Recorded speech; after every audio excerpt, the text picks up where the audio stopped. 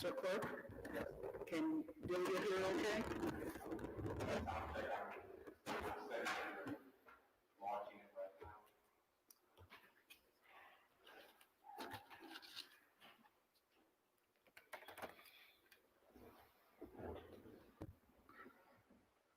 Why is this screen backwards? Oh, because that's your screen.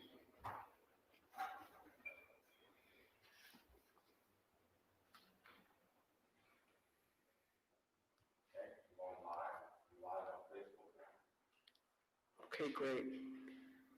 All right, so for our Facebook friends and family, this is the City Council work session, the first one for 2021. We're going to start with legislation and public works, but before that, Councilwoman Copeland, can you hear okay? Good. Councilwoman Farquharson, can you hear okay? Yes, I can. Okay, perfect, excellent. Councilwoman Duarte? Thank you. Good evening to everyone.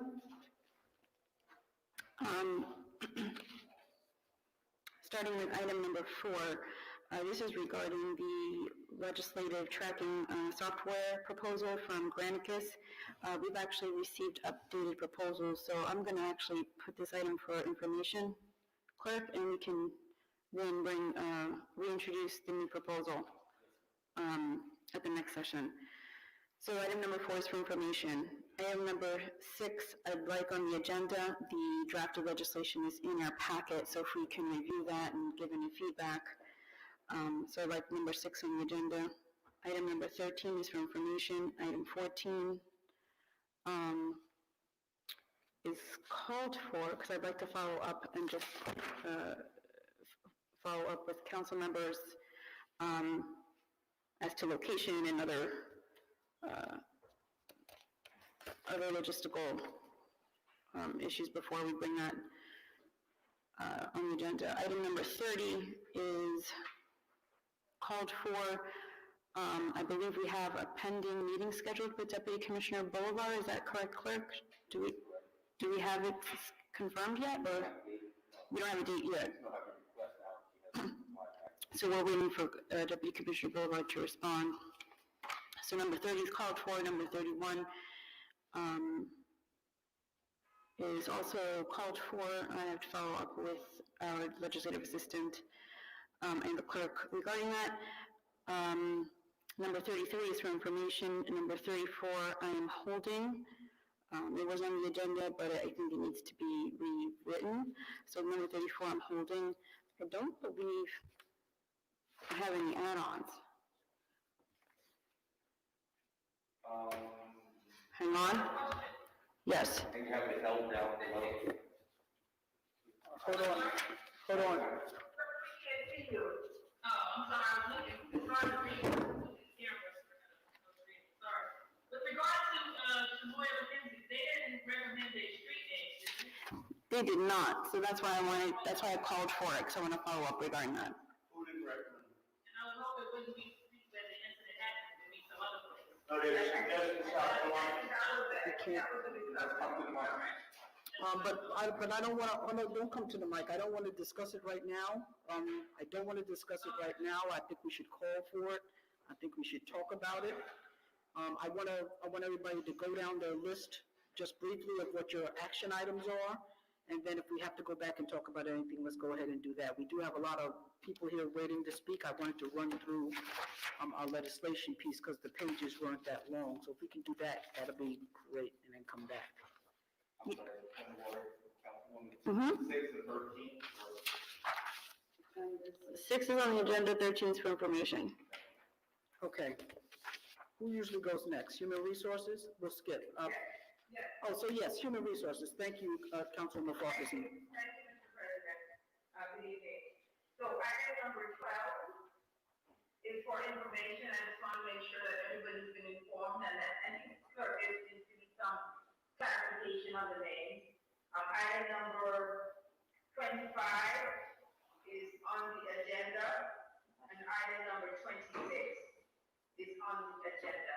That concludes my report. Nicely done. Finance and Planning?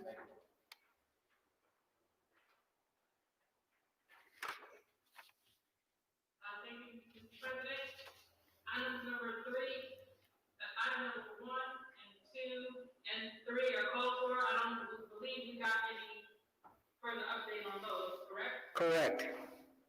Item number 10, as the council doesn't do pilots, I believe this is just for information. That is correct. 15 and 16 are for information. 20 is for information. 21 is on the agenda. 22 is on the agenda. 23 is on the agenda, and 24 is for information. I would, call your attention to a response regarding the Woodward from Cutting Meadow. It was questions from the public hearing that was in our packet over the weekend. Yes. Does that, As well as a response from the town planning board regarding MX1. okay, does that conclude your report? That concludes my report. All right, seeing that Councilman Thompson is not here, and we have many guests, Mr. Clerk, who's up first? We have Maximilian from Michael Darren and Associates. Good evening, council members. Mike Plummer. Everyone here? Great. Thank you for holding this committee meeting. So just some quick updates. The MX1 public hearing is scheduled for this Wednesday. The notice has gone out to the neighbors. We are looking forward to having the hearing full, held and having, the opportunity for residents to provide comments on the draft zoning. As was indicated, there was a letter from the county planning board dated December 18. And this letter is generally supportive of the proposed amendment. This has a couple comments and suggestions. However, these comments and suggestions will not hold up the public hearing. Following the public hearing, when it is closed, the council will consider the district and see if there's money to make any changes. They will also make a secret determination, and then consider the amendment for adoption. But that's going pretty smoothly, and if you have any questions, happy to answer on that front. In regards to the order, so as I believe I've articulated previously to council, but just quickly, the planning board and the ARB, they provided positive recommendations on the proposal. As you recall, we held a public hearing and received comments, and the board submitted responses to those public comments in a letter dated December 30th. The work team is here this evening to discuss their letter and to answer any other questions the council might have. And if the council is okay with moving forward, we would then draft for its consideration a resolution adopting the rezoning, as well as making a secret determination, likely in the form of a next step, for its Wednesday meeting, if we get to go ahead to move on that front. And just a reminder to the council, that site plan review and ARB review will have to take place following the rezoning to make the project a reality. So those technical level reviews will indeed take place in front of the planning board and the ARB. So those are just my two quick updates on the MX1 and the work. Thank you, Maximilian, I appreciate that. Are you going to stick around for the remainder? Yes. Okay, good, thank you. I see the Tier and the Coochie group over here kind of bundled together. I don't know if you want to spread out a little bit. I know you're all loving and family and stuff, but we definitely don't want any COVID incidents here in the city of Mount Vernon, so good to see you, gentlemen. I know you all like one another, but we just want to be safe. 6 feet, 6 feet. All right, thank you, thank you. Speaker 2, Mr. Clerk, are we ready for Mr. Amakuchi? Excellent. Good to see you, Mr. Latier. Thank you for having us come. So this evening we're here.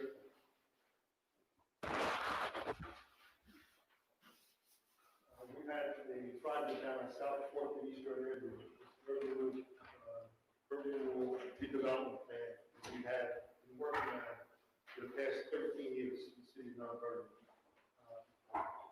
What you have in front of you is a very short presentation, just to kind of bring you up to date as to where we're at with some of the council people haven't had a chance to see this over these past years. I'm sure they've heard about it. So I'm going to have Matt Rose, our development project manager, come up and just give you a quick overview. And We're not getting into very specific details, but if there's any questions, the biggest thing that this body has to be concerned about for the moment is there's certain properties that we had agreed to many years ago. Nothing's changed here for the last 5 years, that you can see from, it's all the same information. We've really gone sideways these last 2 years.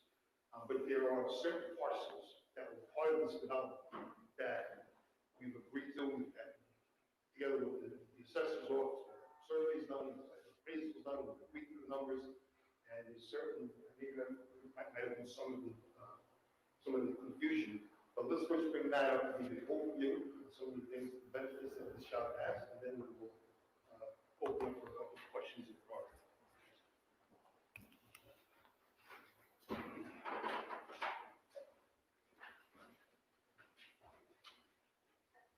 Good evening, Matt Rose with Urban Builders Collaborative, one of the co-developers along with Dan for MVP Realty Associates.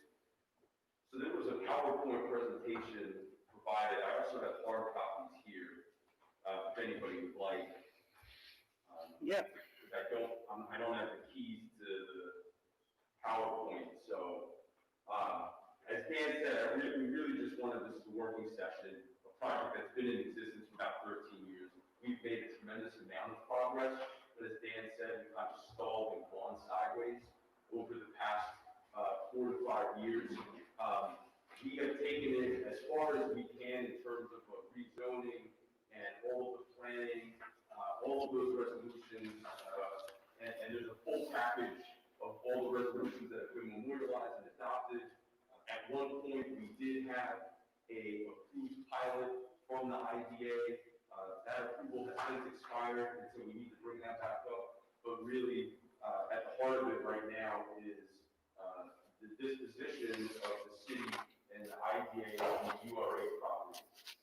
We've been working very closely with the city over the past 8 years, specifically on getting that 205 South Fifth Avenue property on the corner of South Fifth Avenue and South Fifth Avenue and East 3rd Street with the scaffolding that's owned by the URA to have the taxes taken out, all the taxes that were due between the URA and all of its previous affiliates. And we've sort of come as far as we can, and we're waiting for that to be accomplished. And really, we need to shift site control. We have an opportunity here with the tax credit, the federal legislation, with this recent COVID bill, at the same time fixed the 4% tax credit rate, which will now provide a lot more tax credit equity projects. We also have a lot of programs that HCR, who's committed to the project, the State Housing Agency, is at the table and ready. And we're just waiting for the city to come with us to the table to really put together the final financing, and that's the site control. Once we have that, we can assemble all the lots, file with the Department of Environmental Conservation, and move the process forward. The first building is approximately 250,000 square feet. It has 210 affordable apartments, mixed income, all ranges of incomes, low income, affordable, and middle income. There's set asides for seniors in there. There's 25,000 square feet of retail, of which we would have a set aside space in there so that the police emergency service unit, which would be demolished and removed, would take space in that first phase of the building. And there would be other buildings that we had contemplated the police emergency service unit taking some space in as well. We really want to bring this project back to the forefront. We want to work with the city council and the various agencies. This is a large-scale public-private partnership. This is really the last piece in the city of Mount Vernon that really has just been so underutilized, and we really put a lot of our soul into this. I think in terms of some of the benefits that Dan had mentioned, I mean, there's numerous benefits, and we have a whole page on some of those benefits. Again, I don't have the PowerPoint. The slide is up. Oh, the slide is up. Okay.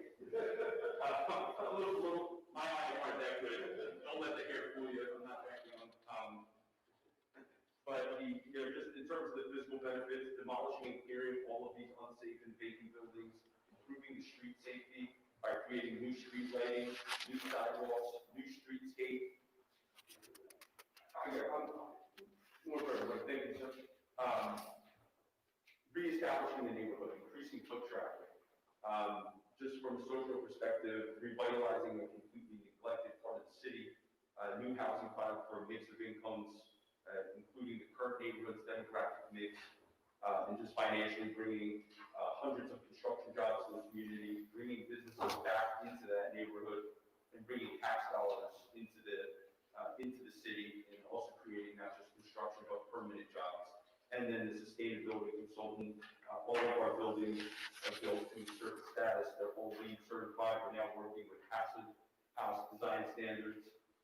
Lanier Construction is one of the largest green multifamily residential builders in New York City and in the country. And we have a goal of improving healthy construction with safer products and just lowering our environmental impact and looking at new ways to do that. And then just in terms of meeting all sorts of local hiring and NWBE hiring, we always see those goals at both the state and city level. And we have an extensive outreach in terms of all sorts of local, both hiring as employers, and also, if you tell me what slide you are, because the council folks who are at home, they are directly looking at the slide with their picture. I apologize. So I went to the very back of the last 3 slides. I just kind of went to the back. I didn't realize that you've got 50 people there.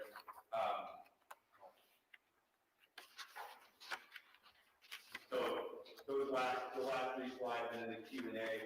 Again, I think there's certain city council members who have seen this project over the past decade. I think there's some new council folks, and we wanted to make sure this presentation is front and center. We can come back and answer questions. I know there's a lot of other things on the agenda, and I know that Dan wanted to come. And if there's anything else I can address, I mean, there were some specific things that we had sort of offline conversations that we wanted to just point back out and put together an organized, updated presentation for everybody to see the information as it is today.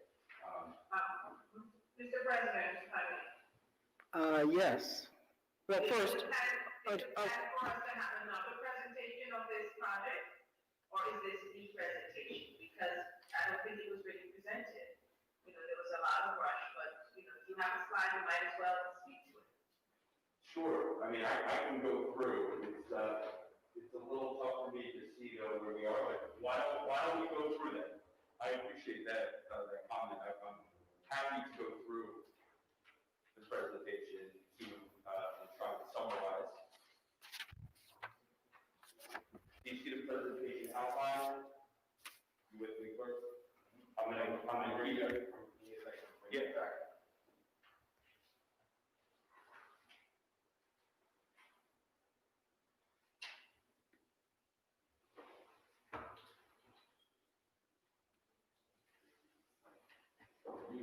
There we go.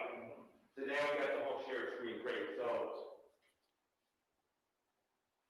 beginning of our presentation, we're going to keep it going here. We got the outline on the next slide. Okay, we're going to go through. I'm going to tell you about the development team, our conceptual plan, and some of the benefits that I sort of elaborated on. To me, the benefits to the community are most important.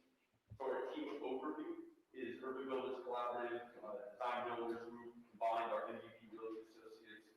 We've been here for an extended period of time and invested a lot of money, time, and resources to be here. Our general contractor, Lanier Construction, is one of the largest multifamily residential builders based in East Harlem in New York City.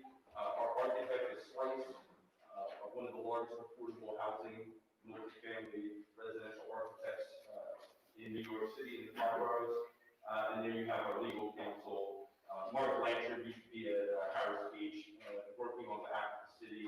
He's now gone out on his own, and he is representing us on the development side now. And then a whole list of engineers and consultants who have come before, who have provided reports that come before us with a lot of information, which I will not go through tonight.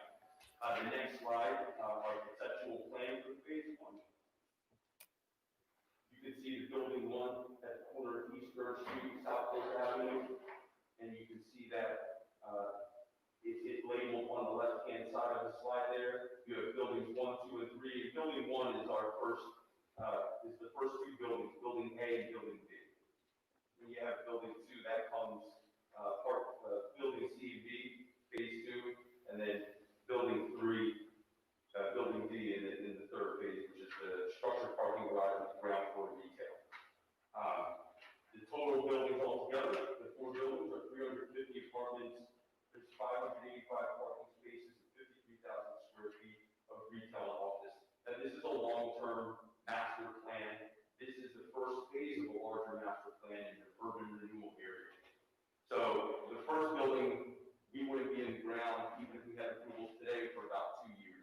So it sounds like a lot right here, but this is going to take about 15 years to accomplish. Something that we, again, invest a lot of time and money. So why don't we go to the next slide, which is the focus of what we're working on right now, to get in the ground for the phase 1, stage 1, and building A at the corner there, and you have all of the details.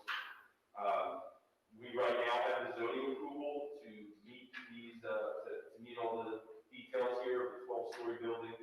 Some of the parking will be underground, the other parking will be accommodated on surface lots.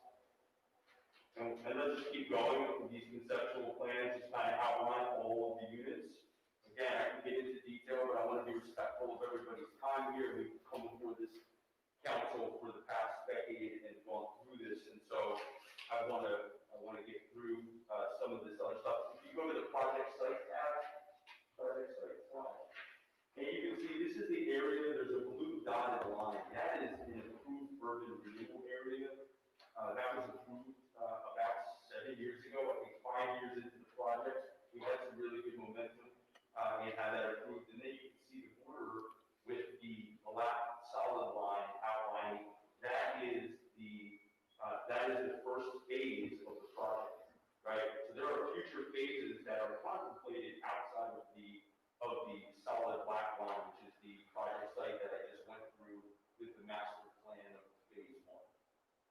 So that's what we're focused on. And if you go to the next slide, you'll see the specific parcels of ownership that we're talking about as it relates to the site disposition, which is the point of why we were trying to present this tonight. And specifically, you can see the blue highlighted is the MVP Real Estate Associates, which is a combination, again, of Urban Builders Collaborative, State Latier, myself, Dan Macucci from Design Builders, own everything that's in the blue.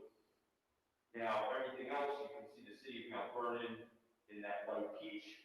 You see that red color is the IDA, and then the green is the one lone individual urban renewal agency building. We've taken that urban renewal agency building very far in terms of getting it ready for disposition. There's still some obstacles ahead that the city is helping to tackle, but really we need to work with all 3 of these agencies to get to a point where we can get site control so that we can go before all of the state agencies. So if you go to the next tab, you'll see the acquisition and the credits and taxes. And just to go through this, we tried to make it simple in terms of outlining it, as we're looking at this as a total package, as a public-private partnership with the whole city working together with us. And so, based on the appraisals that we received, we have the various agencies that are the property owners, the city, the IDA, and the URA. We then have the purchase price. Based on those appraisals, the city's property is 1.5, IDA 3.5, URA 500,000, totaling $5.5 million. The credits here, which we have back up for all of it, the $302,671 is related to all of the professional third-party reports that the city was responsible for, and that MVP came out of pocket to help move the project along over the first 7 years. The demolition is a demolition for all of those properties that are city IDA URA. So the credit total is $1.8 million, and the total price is $5.5. And so at the bottom, you can see the total purchase price is $3.6 million. Now that payment would come in the form of a seller's note along with all. Excuse me. Yes. 1 second. Repeat it again about the demolition. That includes which properties? So I want the public to hear what properties it includes. The $1.58 million is the projected demolition cost for all of the properties, the city, the IDA, and the UR. And the reason why that estimate number has not been broken down is because there's an economies of scale for us to have that number broken out by individual properties. The number that's reflected here, again, the 1.58, is for all of I think those. that would be helpful. I think that would be helpful. Sure. Yeah, no, we can show what it is broken out. That's not a problem. That's helpful feedback. Again, we're looking at this as a whole project.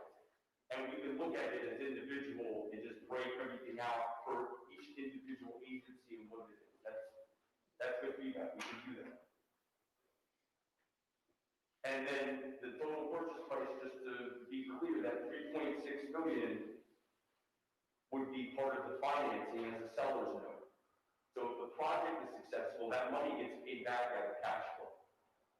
And that's what the city would be contributing to the project.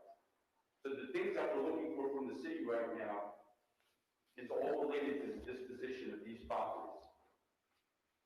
Wait a second. So, you know, and I hear that. Mr. President, may I ask a question? Yes. Thank you.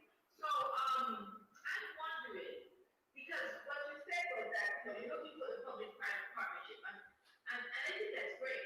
So, in many cities now, we find that with the development of a land trust, the city, the municipalities will hold on to ownership of the property and create long-term leases with developers like yourself.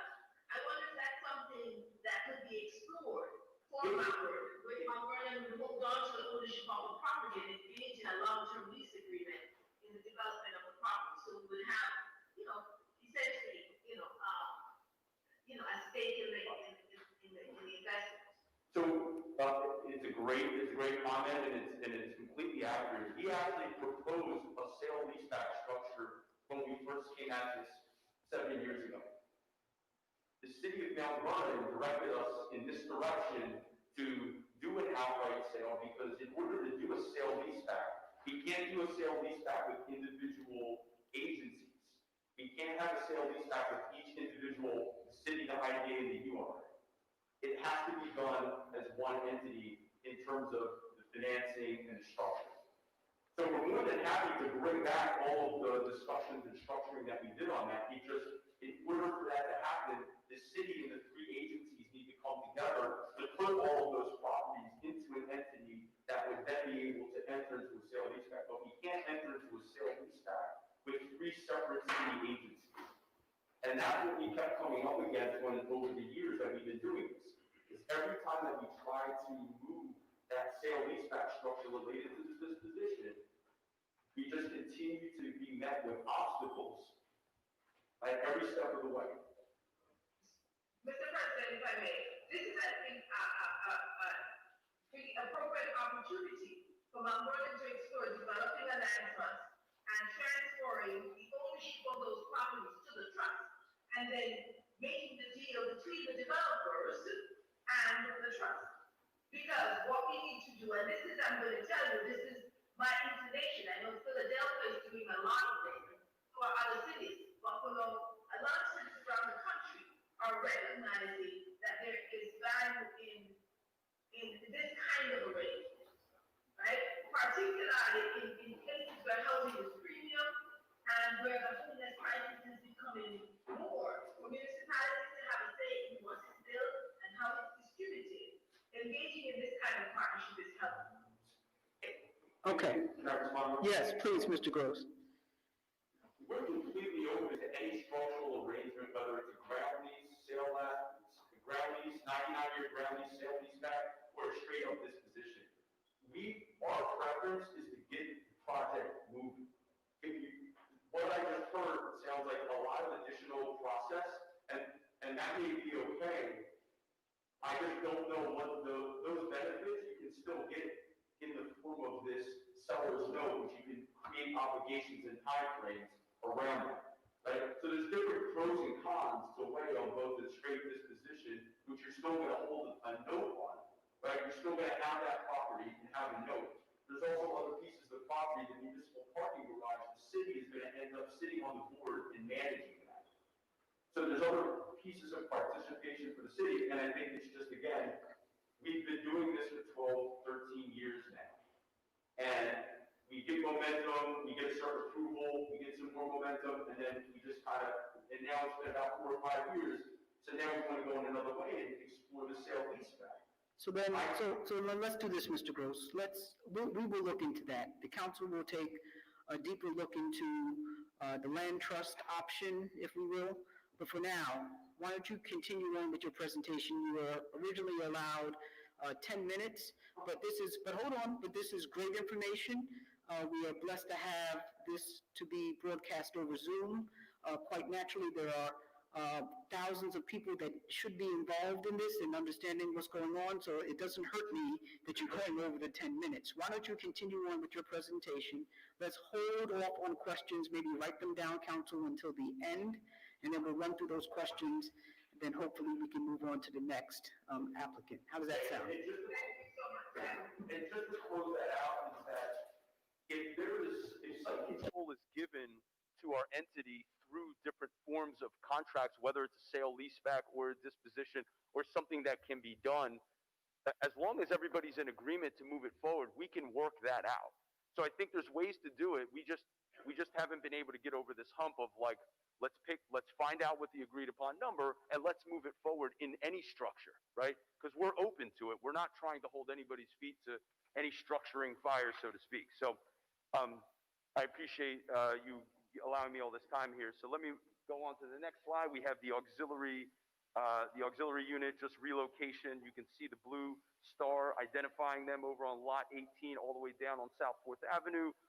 Those buildings would all be demolished and make way for the surface parking to accommodate the first building, and we would put that auxiliary unit at the red star down on South 4th Avenue. That is not that's not a permanent place. We can move that. That's something else that we can do. And then just moving on here, I'm not going to go into all of the details of the entire design, residential and the retail, but this is the first two buildings, A and B, a combined 294 apartments, and you can see 35,000 square feet of retail. And then just turning the page, you can see the rendering of that first building.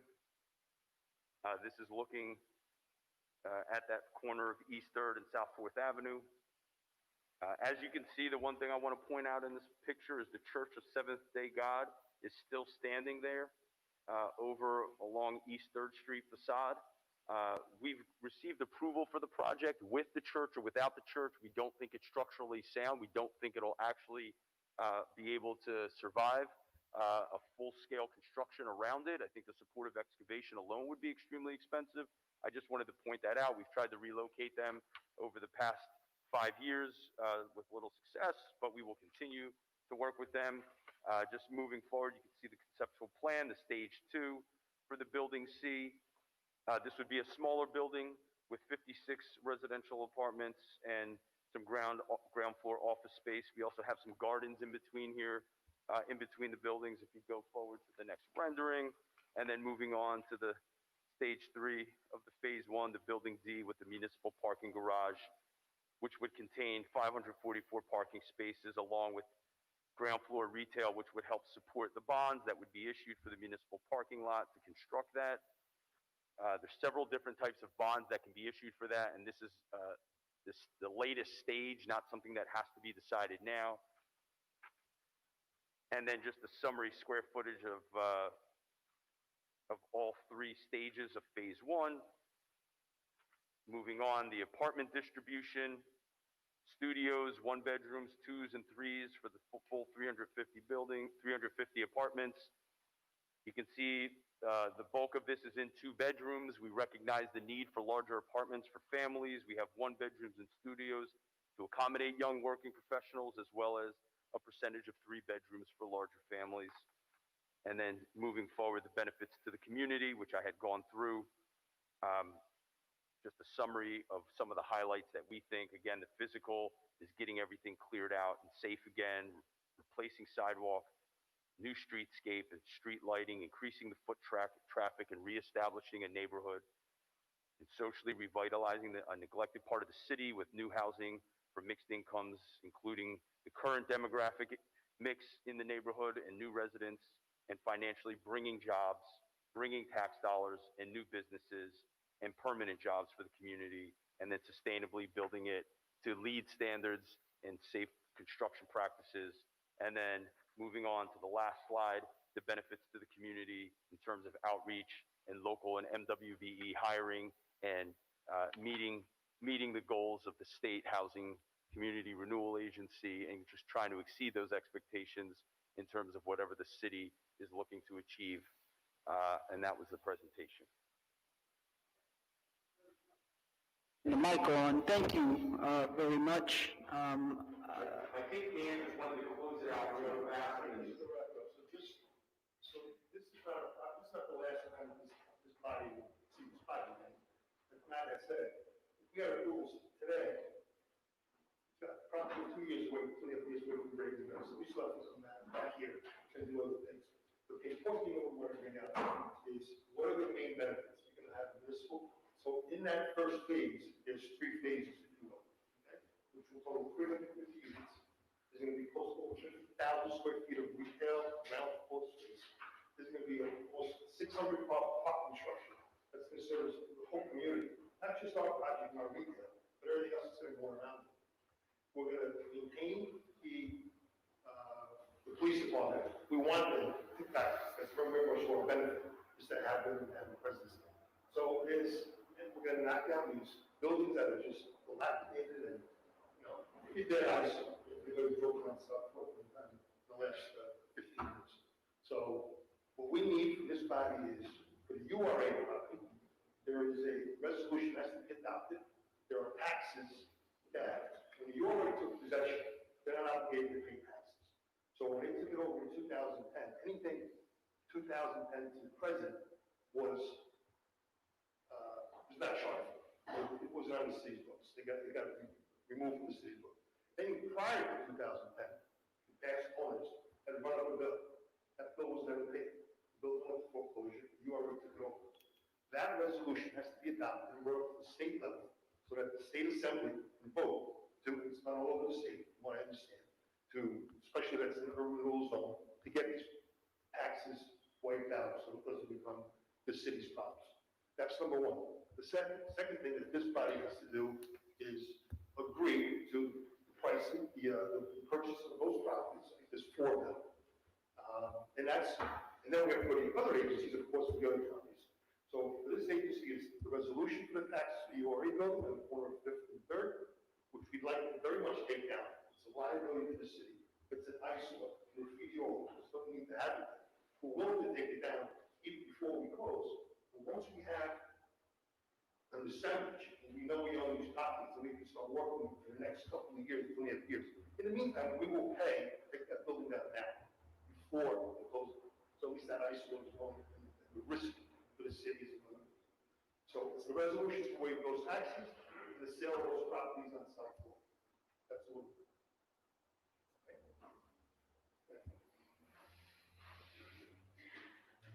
Councilwoman Copeland, any questions? Councilwoman Duarte, any questions? Councilwoman Farquharson, any remaining questions? Councilwoman Farquharson and Copeland, I see Copeland has a hand up. Madam Copeland? I just had a question, in terms of their finances. With the with a long-term lease, would you still be able to get financing?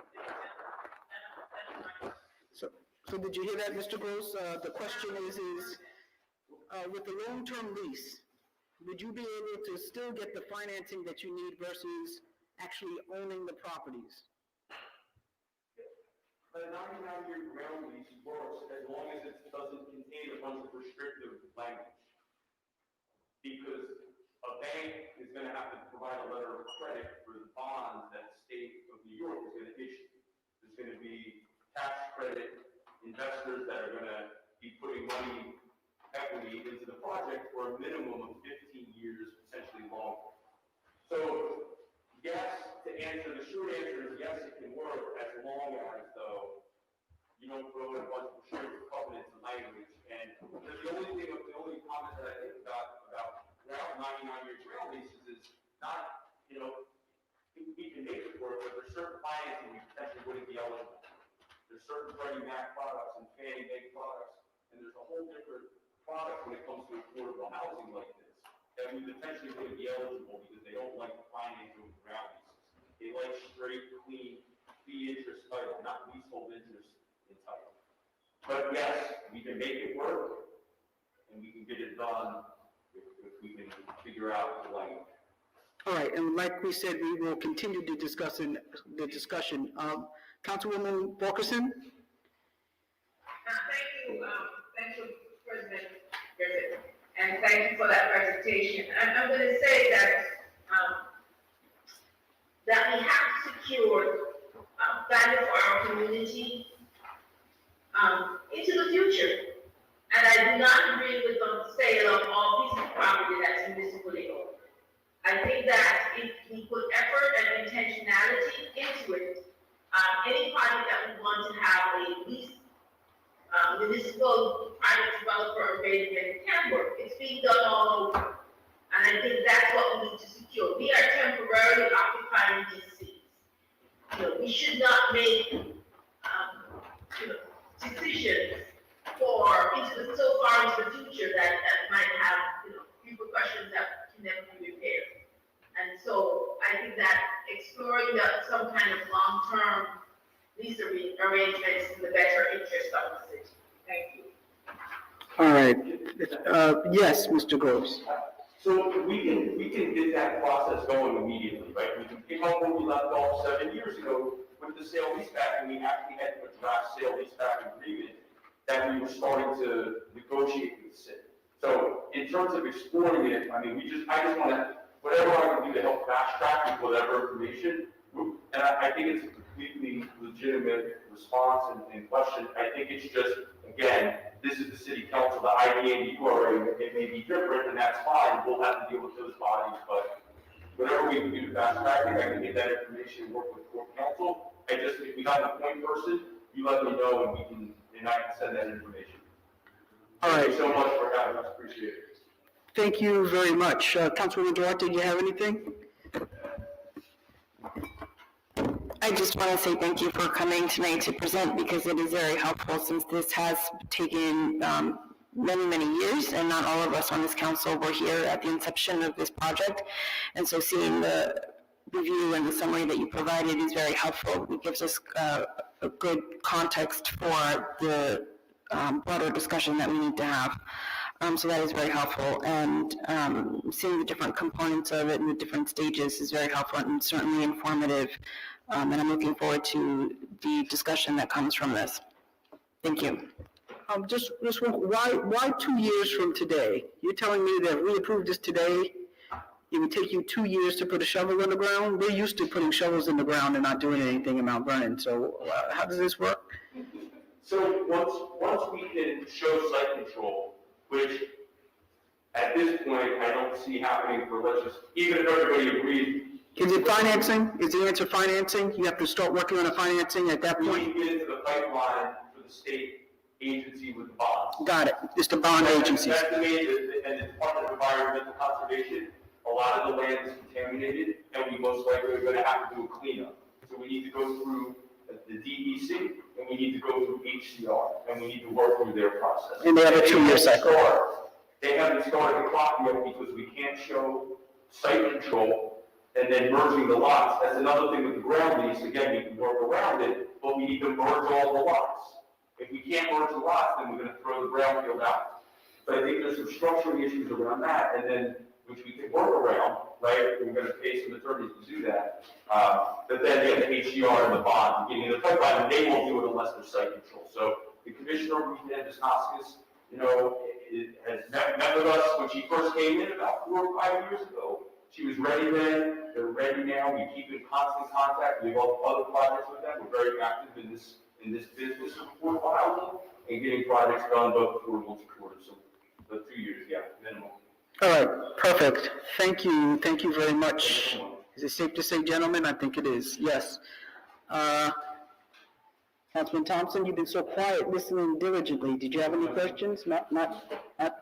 I don't have any questions. I'm just looking forward to that part of Mount Vernon to thrive and to see some things like this on that part of the south side of our city that's been neglected for decades. And might I say again, for decades. And it is time for us to revitalize that entire area. It is unacceptable for any council persons to say no to something that will be beneficial for the residents as well as the city on a whole. So I am for this project. I believe that these projects need to be erected so that the city on that side can thrive, and it will be, like I said, beneficial for everyone. So that's all I have to say. Thank you. And Councilwoman Copeland and Councilwoman Fulkerson, I have another piece of material that I want to deliver to you this evening. So if it's okay, I will drop off the Latier MVP package along with my other piece of legislation that I'm going to discuss later on. I hope that's okay. Thank you, gentlemen. Mr. Clerk, can we go on to the next? Mr. No from Cuddy Fetter, how are you, sir? Good evening, Council President, Council members. Give me a second here, sorry. Yep, take your time. Happy New Year to all of you. I wish that everyone was here a month ago in connection with the public hearing. Thank you, Mr. And we submitted a letter on December 30th responding to comments and questions that arose at that time. Included in our response letter were quotes, copies of the recommendations from the planning board as well as from the architectural review board. And the planning board confirmed in its letter that the RMFSC zoning district, which we're asking this property, 34 acres, to be mapped within, was intended to be applied to the Wardburg site at the time in 2013 when it was initially presented. And it was the planning board's conclusion that such mapping would be consistent with the intent of the RMFSC the zoning district itself, and that mapping it in that district would not result in any significant adverse impacts to the environment. Moreover, both the planning board and the architectural review board considered and determined after extensive review that the heights allowed on the site under both the proposed project and the proposed zoning text and map amendment warrant continued consideration during site plan review.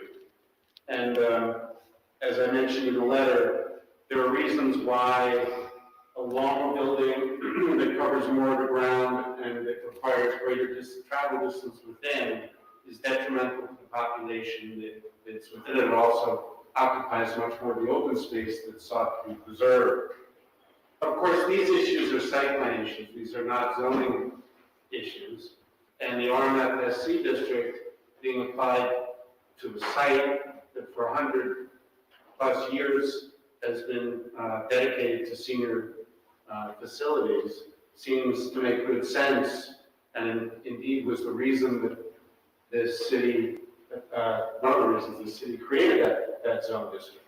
So we're asking that that the council, in its wisdom, adopt an ordinance amendment that would map this site within the RMFSC district and enable us to proceed with site plan processing so that we can move forward with further analysis and details of the project itself. But I'm here to answer any questions that you may have, and I appreciate you giving us the time to be able to address you all.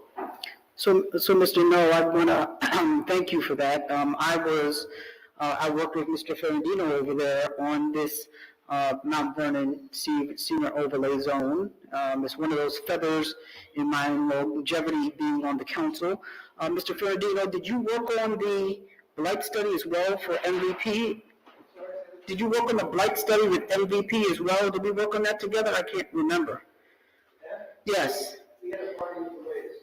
Okay, but you did work on that project as well, correct? I think basically like for the beginning, you don't need to rehash it. Yes, yes. We'll discuss it. Yes, yes. We were involved in the environmental documentation up until the point, and then they decided to go, we had differences. Got you. But I don't want to get into detail. I didn't ask for that, but you did work on it. Differences that pertain to the discussion this evening. Okay, yes, that's fine. Thank you, thank you. I just wanted to acknowledge, I didn't mean for you to go into that. I just wanted to acknowledge the work that you have done, not only on that project, but in this project as well, to put the senior overlay in place. And absolutely, this was an error.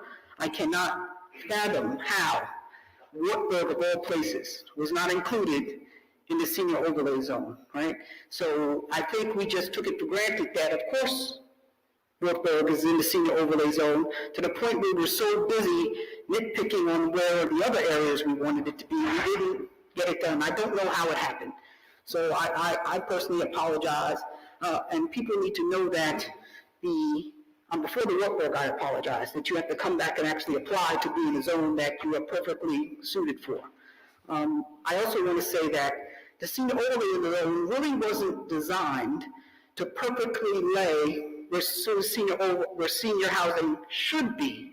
It was really overlaid to display where we don't want senior housing to go, namely in our single-family residence areas, right? So we had a lot of applications for senior housing right next to a two-family house or a one-family house, and that became a new problem. If you're able to buy this house and the 1-2 from it, if you were able to get the one in the middle, you could put a senior housing building up, and it's hard to reject those. So we put an overlay zone, not to say where we wanted senior housing, but we put it there to say where we did not want senior housing. It was quite creative, I must say. So how Wartburg didn't get into that, I don't understand. So yes, I wish we could have made a very simple amendment to put it in. Unfortunately, we have to go through these legal processes. Government requires you to do that to protect, right? If it was that easy, we'd make a lot of mistakes. So here we are. And I know the only thing that you're asking this council to do tonight is to put the Wartburg facility into the senior overlay zone. I'm going to ask the council if we have any resistance from doing that. If we're in favor of doing that, then I think we can go ahead and move that to the meeting on Wednesday. I think that's what you're asking us to do, is it not, Mr. No? Yes, it is, and thank you very much for articulating it very clearly, and we appreciate the city's cooperation and consideration of this application.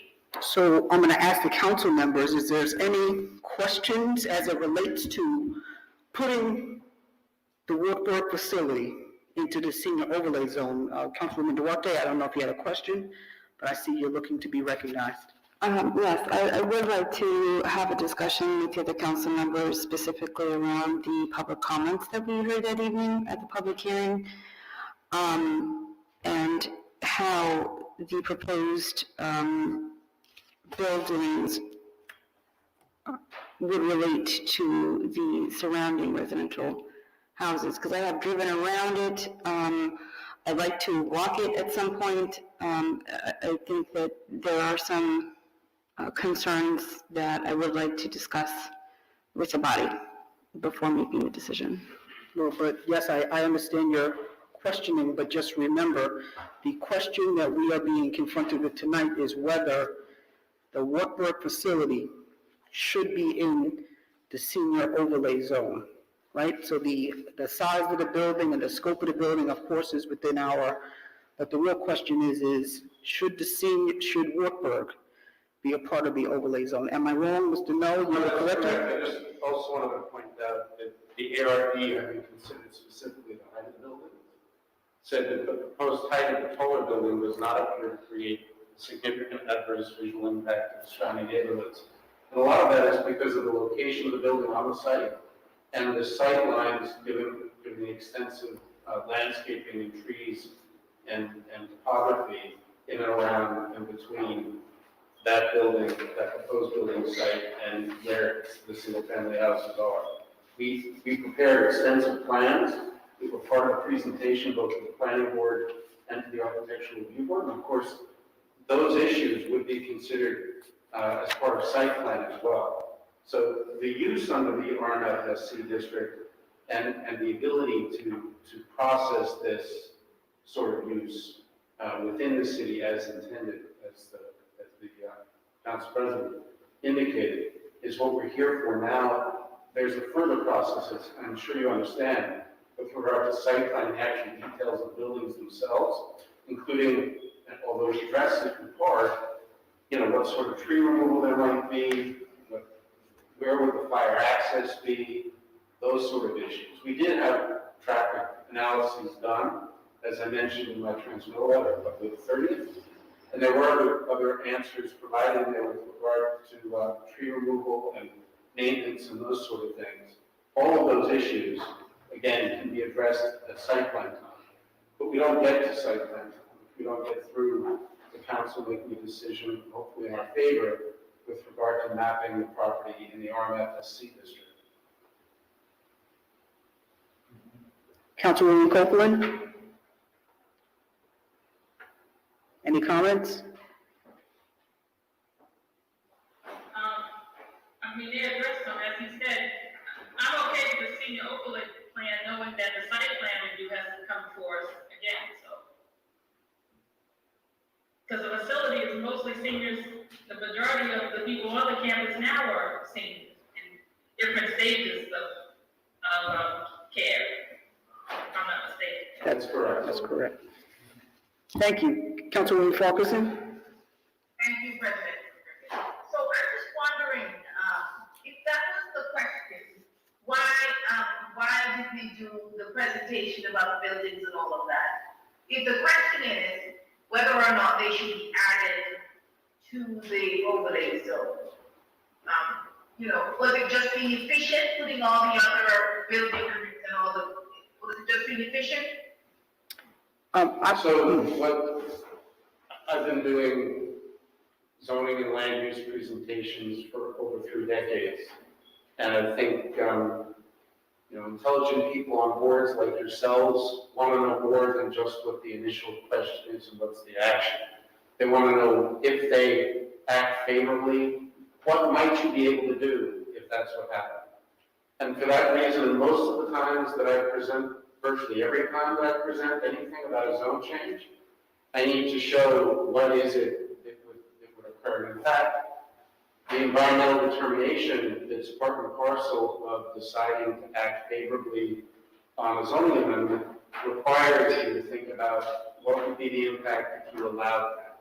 So the buildings that we've shown are illustrative of what could be, and in fact, they are descriptive of what we're proposing, not just illustrative. And that's the reason that we went through the details and went to the planning board, the architectural review on your referral for that consideration, so that you have that insight, recommendation, and information with which to make a decision.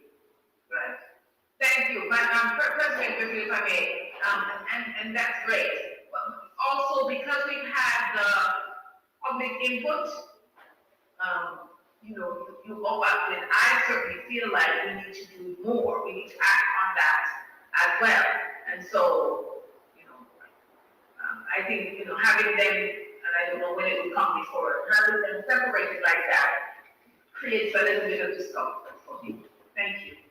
Thank you. Councilman Thompson? The only thing I would say, but until they're. Councilwoman Copeland? Councilwoman, Which is what they kept saying, I think, at the public hearing, since they were preliminary, until they submitted, if I'm not mistaken. With due respect, we are unable legally to submit site plans unless and until the zoning allows the proposing. So what we've done is to show you what it would be, and then of course you don't have an obligation to approve it. You would then, if you rezone the property, you would then go through your typical site plan review with all the analyses that would typically come from that. So you don't commit yourself to approving that particular building unless and until you grant site plan approval. You don't commit yourself at the point of voting to remap the property in the RMFSC district. That's all you're committing yourself to. That's correct. Councilman Thompson? No, I'm okay with it. Very good. Councilwoman Duarte? So my question is, if we grant the rezoning, then the site plan approval goes through the land use boards, it doesn't come back to the council, or does it? It usually does not, because site plan review has been ceded by the council to the planning board, right? So we are the zoning lead, right? And the only way you can get a zoning change from what the council designates is by going to the zoning board of appeals. So, but again, my apologies to the Wartburg for not placing them in this clearly designated zone for the Wartburg, which is 100% senior housing, right? So I think it behooves us to do the right thing for Wartburg, who predates the city of Mount Vernon, right? This was clearly an error on my part, or whoever filled out the map, and I believe it wasn't even the map that was incorrect. It was actually adding the tax lots to the map, because it's not the map that actually shows where the properties are, it's really the tax map number designation that shows it, and that's where the error is. So that's why I started out clearly at the top saying that it was an error on the city's part for not including the tax map numbers along the list, and that's why Wartburg was not included in the senior overlay zone. From the global point of view, clearly we want seniors to live at Wartburg. That is what Wartburg is designed for. It is now the council's responsibility to acknowledge that and to grant them the access for the land as it has been used since it was an orphanage, let's say, which was well over 100 years. Am I wrong, Mr. Gettner? Just about 100 years. So I think it is the right thing for the council to now not try to micromanage the role of the planning board by doing site plan review, right? City Clerk William Holmes was on the planning board as I was. They have a tremendous amount of work with the details to figure out the traffic coordination, the viewscape, how it's going to look in the winter, the shadow studies. That is not our work to do. We have ceded that to the planning board. Our role is to designate the zoning for the site. And again, I apologize, because if maybe as a council person, I should have double-checked every single tax lot in the list, and it was overlooked. So that's why I started with that. The council made an error, and I think it is the right thing for our council to just simply correct that error and let the planning board do their site plan review. I'm seeing heads nodding, because they're acknowledging that what I'm saying is not made up. I'm not guessing at this. I'm saying that the city made an error, and I think it's time for the council to simply grant the Wartburg of all facilities, the beautiful landscape that Wartburg sits on, to be the clearly designated zoning use that it should be, and that's senior overlay zone. That's what I'm asking for the council to do. Question? So I'm not, so I understand the purpose of land use boards and the plan site review, right? My point in asking that question is that by having the senior overlay zone rezoning, you effectively, as of right, you have the right to build according to that rezoning. You would not have to come back to the council for any future projects. You would go straight to the plan site review process. That is correct, but New York does not have an as-of-right site plan approval process. There's discretion to be exercised, and there's evaluation of potential impacts that your planning board will be doing in the process of reviewing the site plan. So it's not as if it ends up being a rubber stamp of this. The very issues that you're raising, and that some of the members of the public have raised, are issues that the planning board will consider and has the discretion to consider under your ordinance. So what we're respectfully asking is that you give us the right to be able to submit the full plans and to go through your formal process with the board that's been delegated that authority.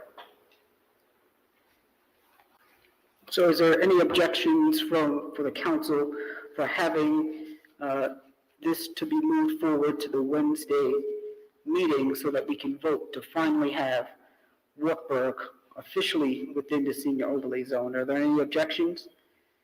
I'd just like to make a comment. Councilwoman Duarte?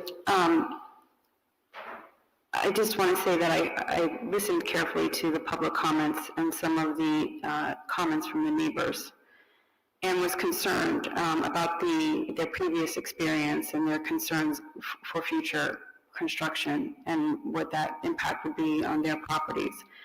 I'd like to have further conversation on that, because I'm not satisfied with the response at the time, and it just may not have been the right forum to provide more detailed discussion. But I just want to make the comment that I think that requires further discussion to flesh out those neighbors' concerns and to address them. Because certainly having them to repeat the same experience they had from previous construction is not acceptable. So that's all that I ask for. It seems very intuitive that the senior overlay zone would be applied to the Wartburg for land use purposes. I just want to make sure that the impact and the sensitivity to the neighbors' needs and their experiences is taken into consideration, and there's follow through. And with due respect, we did respond to questions that arose at the hearing. We were asked to do that in writing, which we did in our December 30th letter.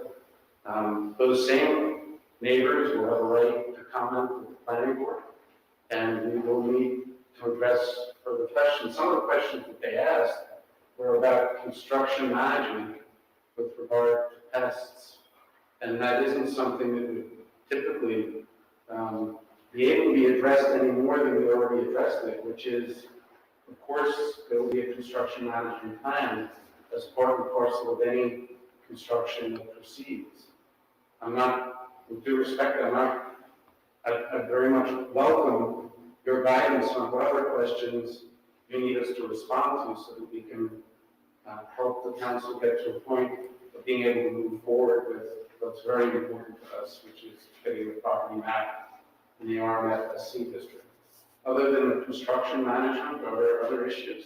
Because I think we did address the height, and we did address the landscaping. We also addressed the fire access issue, and we also addressed the traffic issue. So if you could help me so that we can make sure we have information back to you, if we haven't already provided it, I would appreciate it. Councilwoman Copeland, do you have any objections of us moving this to the Wednesday meeting so we can apply it to the senior overlay? I thought I said I didn't support the senior overlay. Okay, thank you. Councilwoman Farquharson? That doesn't make the issues that they brought up possible, but that's why I also said until there's a plan, until there's an actual plan, it's hard to object or to say, because it may not end up looking like what we saw. That was I think that's what I said, but I'll say it again. Okay. Councilwoman Farquharson? Thank you, President Griffin. I'm going to say that I have no objections to putting that where they belong, right? Because that's senior center. So I don't have, what I'd like to see, President Griffin, is a letter specific to the planning board, kind of documenting the experience, the entire experience that we had. That this was an oversight when original this was made. That this entire exercise included this proposed idea that they had, which included a public hearing, and that the feedback from the community is summarized in that document, and that the council has reservations as well, and respect the objections expressed by the community members. So that's what I'd like to see, because I think that would satisfy, the fact that there's seniors living there, they sort of belong to the senior overlay zone. I completely agree with that. But I also wanted to be clear that we do not in any way endorse or, just outrightly say it's okay to move ahead with whatever that proposal is, that was used for this exercise. Okay, thank you. Councilman Thompson, you okay? I'm okay. Great, and thank you, sir. So I just want to say one thing that I said to the residents who, I know some of those strong residents in that neighborhood when we were building the rehabilitation center, same residents came out, had many of the same concerns, the water runoff from the hill, that sort of thing. What I encouraged them to do was not lose sight, because the reality is that this was not the meeting to come to talk about the building height, the runoff, whatever. It's really going to be that next meeting that comes. And I don't want them to think, oh, I had all my concerns to the council, when they really need to spread their concerns to the planning board. And that's again why I wanted to say, our job is to do the overlay. Let the planning board do their work. So if you know. But can the city council document his experience in this entire process? You know, we have corporation council who prepare that letter to the planning board so that it is in the record. Yes. That's one that. Yes, absolutely. And I promise you, the planning board is very aware of all of these issues. They are, because they actually started looking at the application before we then realized that they had to stop at the planning board, come back to the council, and then they're going back to the planning board. So we, again, our error caused the Wartburg a lot of legal hours trying to get it corrected, when if we had just done our job right, it wouldn't have been there. So, Mr. Null, thank you very much. I think we do have the votes. I'm going to say that Wednesday, we can move forward and have this on the agenda so that we can finally correct our errors, and Wartburg will once again be the shining star of senior care that we know it to be. Mr. Gettner, thank you so much. Family, friend, and neighbor, we appreciate you. We appreciate the Wartburg. Mr. Ferrandino, thank you for your work on the senior overlay. It was brilliant how we did the senior overlay zone. It's brilliant. Thank you very much for your time and consideration. Thank you very much. Thank you. Mr. Thompson, we zipped through the referrals, and we're going to ask that you please bring your referrals for, because we did everybody else. I'll give you my cheat sheet. They're ready for you to do public safety and codes. Well, there goes that. Roll call on agenda. Public safety and codes. Okay, item number 7, I put calls for because we're still looking, at the review of this, correct? So items, items 7, 8, and 9 are all called for. Items 7, 8, 9, and 17 are all called for at this time. Item 18 is on the agenda for conference training. Item 19 for the conference training is on the agenda. Item 27 I put for information. That's just sharing what we found, right? If you look at 27, Mount URA investigation findings. Councilwoman Farquharson, let's go through, let him go through, and if you have any questions, can we go back? So I just want to say that those were my letters, and I guess I'll resubmit them. Okay, thank you. Okay. Item 28, I had a question on that. Stakeholder in the trust. Weren't we talking about this the last time?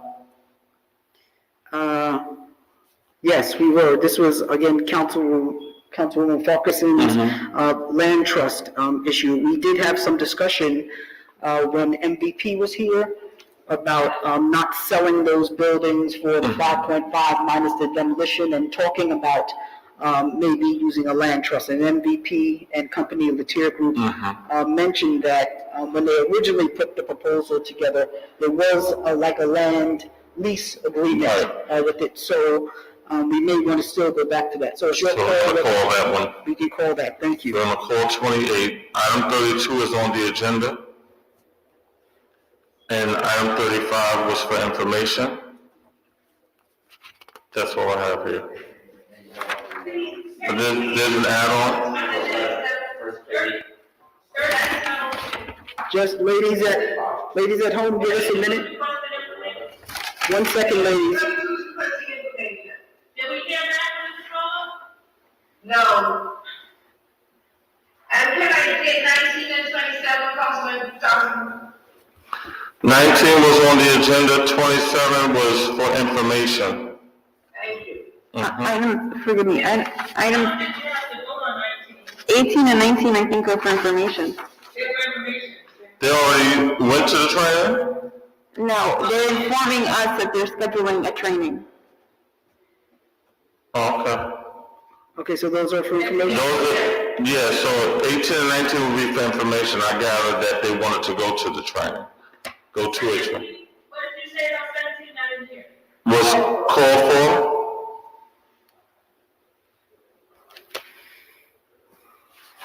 Okay, So, I have a question, a couple questions. Because I thought we were renewing it. Yeah, go ahead. Finish? Go ahead. are you finished? Hold on, Councilwoman Copeland. Yes, go ahead. So, I want to go back to LPW. The legislation that we passed regarding the equipment, have we received the sewer equipment that we voted on? Do we know? Is there any update on that? So there's a number of pieces of legislation that we adopted for DPW. The equipment, I don't believe that we have received that yet. I'll follow up with the commissioner again tomorrow. I know that he has, as a priority, submitted invoices regarding sewer repairs so that he can stay on track with the timelines regarding the EPA and the consent decree. I will follow up with the commissioner and report back to the council with regards to the others. But as of last Friday, those payments had not been made. Any other questions about any of the legislation that's on the agenda being called for or for information? Councilman Griffith? Councilwoman Duarte? So earlier, when I was going through it, the question regarding the Shemaya McKenzie Street renaming, that question was about the location. And so there was no location identified in the email provided, but Mr. Goodsite has some additional information that I will follow up with him on. Yeah, I think what we may want to do is to relive the procedures for street renamings. So review the procedures? I think we should. There's a list of procedures for renaming the streets that we always go back to, and then we forget about it. It's like 8 or 9 things. Now, which follows them, Right. I don't remember, but there's a list of street renaming things. So I know Reverend Bishop Dixon, Leon Dixon, who had passed it over there for 50 years, and it was, some of them I recall, that I don't think we ever acted on. So I suggest that we, in work session, get that list, review it, and then think about how we should go forward with all of these, and maybe put an internal, council policy together before we start down the road of naming streets again, if I can. Mr. Goodsite? I don't know where we would put it, but those killed by violence, some sort of violence. Right, Maybe right. we should have, I don't want to say a statute, I don't know what statute we would make, but something to recognize those killed by violence. Some sort of memorial. Can I suggest that? For those that are, those others. We have just a second, Mrs. Farquharson. Mr. Goodsite? Yeah, I had a discussion with Ms. Terry-Quest Jones, and she was in agreement with Neighbors That Care. Remember, we had a discussion about this over the summer, that we wanted to have a Black Lives Matter street on the 300 block of South Columbus in front of Grand. And she's in agreement that the Deltas would be interested in having that conversation, because there's a memorial in the playground that's been redone for her at Grand School where she was a student. And so it would be very helpful to accomplish what Joan Horton was suggesting, that we have a mural on the street on the 300 block and make that a memorial to the people who have died, both by gun violence, but we've also had children run over by speeding cars on South Columbus. And South Columbus is a special block where we've had murders there over the last 20 years. That's how neighbors take care of the beat every single summer. So, I'm expecting to come back here with Cynthia Turner-Costello for a proposal for that block. And I think the school district will be very happy to have us do that. Then I suggest then that we have that meeting and at the same time really think about how we can memorialize people that have been killed because of violence. There's got to be some type of unifying thought process to this urban reality that we have. And if you remember, we did a art challenge over the summer with the Youth Bureau. We have some very beautiful artwork that we would like to figure out how to transfer it onto the street. And maybe you guys have some thoughts in terms of who's out there in terms of art skills that can help us figure out how to do that mural. The stuff is beautiful. I think, I agree. I think some piece of art, some place that you can go to reflect is what is needed rather than, this is me personally, but I think we need to discuss, would be better than just simply having a street renamed in this instance. But that playground has that value also. It does, sir, absolutely. I'm agreeing. So there's a couple of things that, Just a second, Councilwoman Farquharson, Councilwoman Duarte was. sure, so there's a couple of things that I'm hearing, right? One is reviewing the street renaming policies and procedures in general, and we can do that in tandem with following up with Ms. Turnquist Jones and Mr. Goodsay and the Neighbors That Care and all of the discussion around not only memorializing Shamoy McKenzie, but also memorializing those that we lost to violence in some form. And I agree, while the street renaming is a way to recognize, to memorialize a significant person for their accomplishments or for events, but I often find it falls short of really providing the meaning that it's intended. And so looking for a more meaningful way of expressing and memorializing what we're intending here for Shamoya and all the others, I think is worthwhile the exercise to get that done. Councilwoman Farquharson? Thank you, President Griffith. So one of the things I noticed at the last,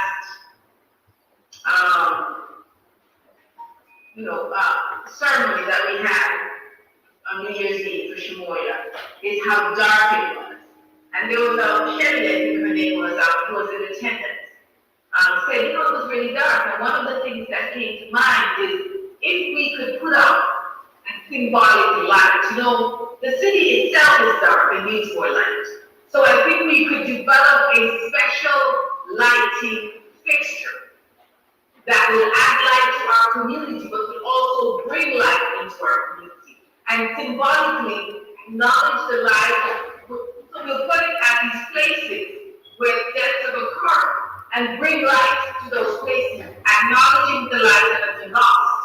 And also doing something utilitarian, because right over from William McKenzie, where we had the event, there's a light pole that apparently gone, but the wires are still there. And so it's a matter of replacing it with, we could probably have design a special light, do a competition of some sort with our children, to design a light that's reflective of these community members that we've lost in violence. I think. And so we know when we see that light represents people that we're honoring, but it's also brilliant light. So again, I think that sounds excellent to me, but I think we're beginning to have the discussion now of the curation of it. And I think we should need to step aside and really put together a team of people to get this done, right? I think we're on the right path. I like everybody's ideas. I actually like the light idea. I really do.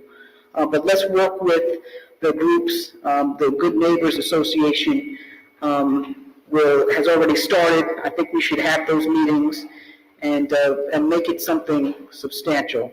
I agree, but let's do that at another time. Let's do that at another time. Is there anything else? I did have something, or Mr. Goodside has something that I've asked him to look into. If everybody is ready, Mr. Goodside, would you like to present, or did you want me to begin how I've asked you to begin this, or you tell me how you want to? Okay, so, yes, Councilwoman Duarte, please. Thank you. So just before we move on to that, if I just may, in terms of new business for my committee, just update the council. Earlier today, Councilwoman Farkas and myself and the clerk, and also Mr. Goodside had a brief Zoom discussion with another vendor regarding the legislative tracking solutions that we're seeking. And so I just wanted to update that we're working on putting follow-up information and a proposal from them for us to take into consideration. And this was just a continuation, so just updating everybody on where we are, that we're looking at another vendor, and we'll be presenting some sort of proposal in comparison to what we've already seen from other companies, so that we can continue to keep the ball moving. So I just wanted to update the council on that.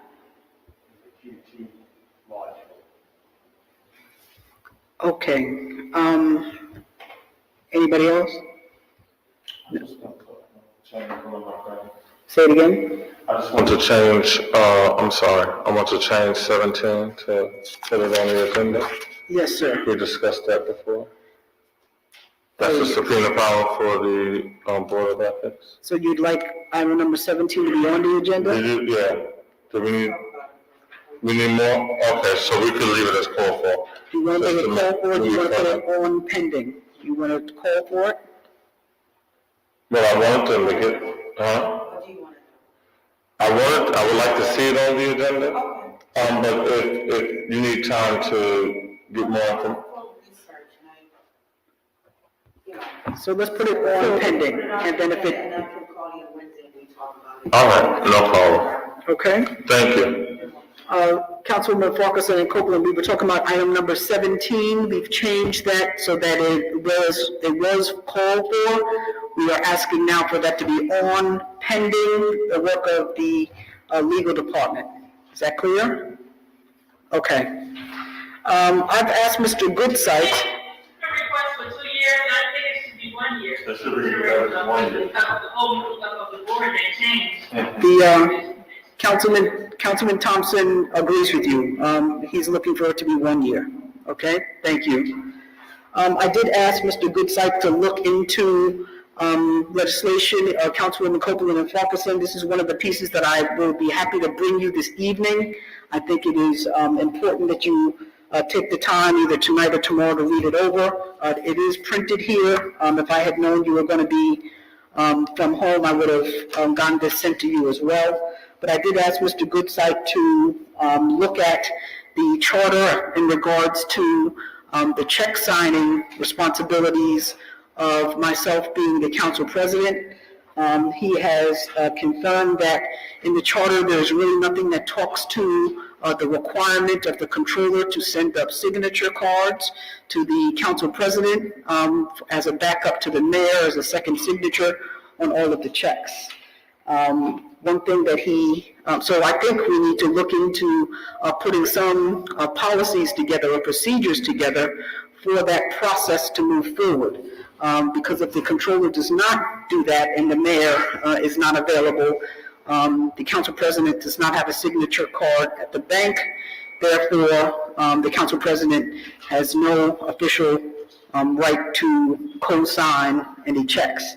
So I think we need to put that policy in place and let that be a part of the policies that we enact for the controller's office, or at least the finances and a finance distribution of the city. I've also asked for some electronic funds transfer legislation to be put in place if we had not done that in that last bit of legislation that we did for the controller. So Mr. Goodside is looking into that. he did stumble across work that will allow us to use our subpoena powers to compel the banks to give us access to the checking or to any accounts that are available to them. And he's put this legislation together, and I'm going to ask Mr. Goodsite to come out and just briefly talk about what he found out and what we may want to do as a council with our subpoena power. Mr. Goodsite?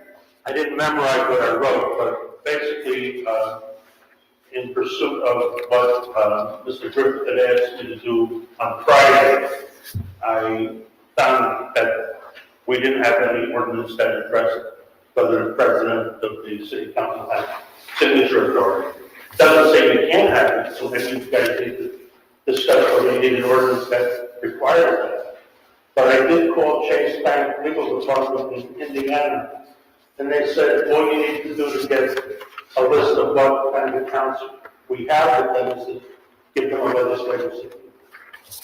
So I prepared a proposed legislative subpoena. I didn't pass it through the legal department because I didn't have enough time, and perhaps I'm being overly aggressive with it, and I need to ask for something less. But I asked for everything I can.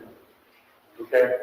Thank you. So if it's okay, Councilwoman Copeland and Councilwoman Falkerson, I would like to deliver this to you tonight on my way home so that you can read it between tonight, tomorrow, and Wednesday. Of course, the legal department can look it over also. And yes, perfect. I just wanted to say that the first half of it is the proposed ordinance authorizing the subpoena to be sent, and then it's the subpoena itself is there under the signature of the president of the city council, which the charter permits. Okay, so I'm asking for the council to read over this, and maybe we'll have some two-way discussions between tonight and Wednesday. Of course, we'll hear back from legal, and if it's the pleasure of the council, we will pass this on Wednesday. If not, we'll delay it, but I'm hoping we can pass this on Wednesday, and then we can send this off to Chase Bank in Indianapolis and any of our other banks that we think we may have some accounts at. One thing that I'm going to be asking for, other than the signature permissions, signature card permissions as council president, I'm also simply asking for what the bank balances were at December 31st, 2020 for all of our accounts. I'm not asking for a whole bunch of information, a whole bunch of debits and credits, a whole bunch of APAR. If I just had that information, if we just had that information, if we just knew where we were at the end of the year and at the beginning of the year, we would know something. And we can extend this. So of course there's Chase, there may be some, Sterling Bank or the other local banks. Maybe we want to reach out to our bond council to get year-end balances as well. We need to have an ending point and a starting point so we can move forward. So Councilwoman Copeland, Councilwoman Falkerson, if it's okay, I would like to deliver this to you myself so that you have it and you can read it over. I don't want to waste any time with that. And then also we have the MVP deck that you may like also. I won't charge you extra for delivering that. Is there anything else of this council? In the morning, the college football game is on. No. Do you want me to deliver it to you tonight or tomorrow? Very good. Councilwoman? You can keep it between my doors. Perfect. Thank you, Councilwoman Falkerson. I don't need to see you, Councilwoman Copeland. I just need to drop it. Oh, yes. Can you read that? Is that okay? I don't have to see you. Is that okay? Okay, all right. So, well, that's true. So, Councilwoman Falkerson, I'll drop yours in between your door. Oh, you text her too? But Councilwoman Falkerson likes to read. I have no problems dropping it off. Mr. Okay, that's fine. Oh, good. Oh, Mr. Goodsight's gonna email to you. I ain't coming to see you. Is there anything else that anybody needs? I guess the budget process continues, discussion. I was gonna say, was there any additional feedback? I did see your letter today. I was having computer issues, so my email was downloading. I just got a chance to look at it today. I have 700 emails that I have to get through. So that's why I want to see you tonight, Mr. President.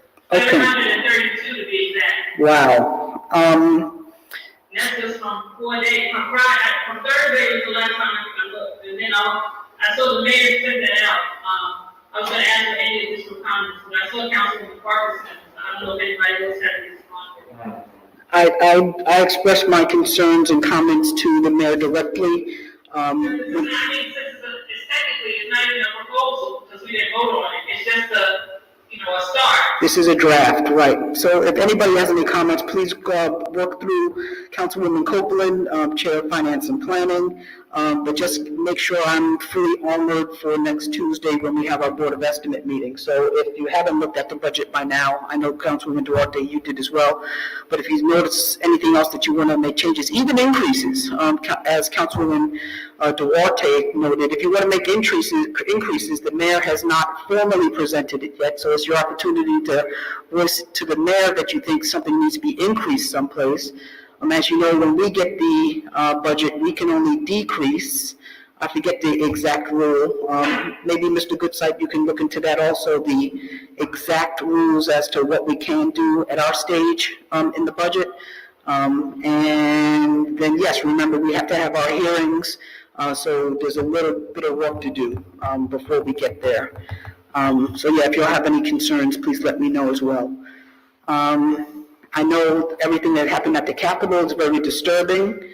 If you've ever been to the Capitol or know people that work at the Capitol, I know lots of people that work at the Capitol and the government buildings. It is absolutely unbelievable that the United States Capitol was breached by a bunch of thousands of people.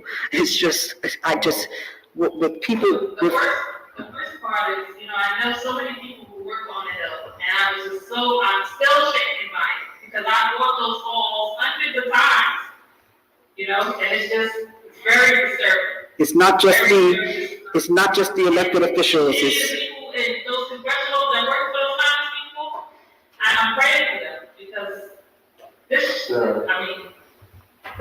a lot I want to say, but I just remember people on Facebook. I was going to say something else, but it's incredulous. Yes.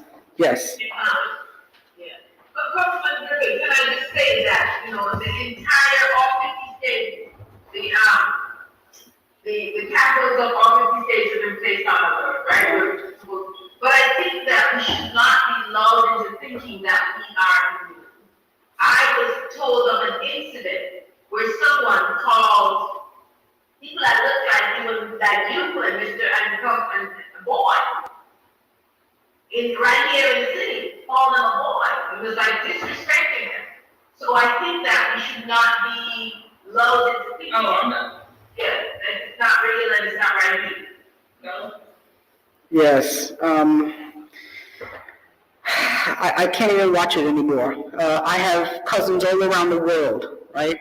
My cousins in Barbados are just shocked. They're like, Marcus, this cannot be happening at the capital of the United States of America. And they write it out like it's just unbelievable to them.